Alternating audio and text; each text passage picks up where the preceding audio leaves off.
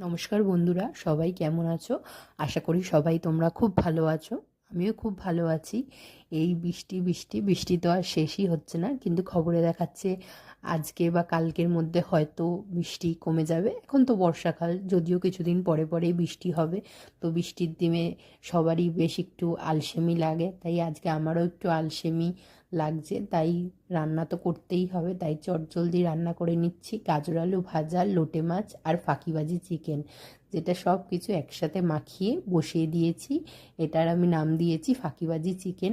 তোমরাও যদি এই রেসিপিটা চাও তাহলে তোমাদের সাথে অবশ্যই শেয়ার করব।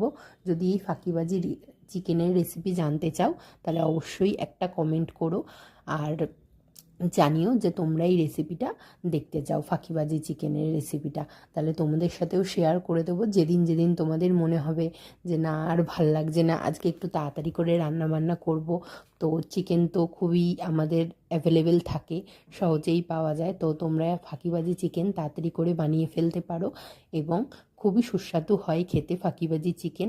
একবার অবশ্যই ট্রাই করে দেখো ফাঁকিবাজি চিকেনটা।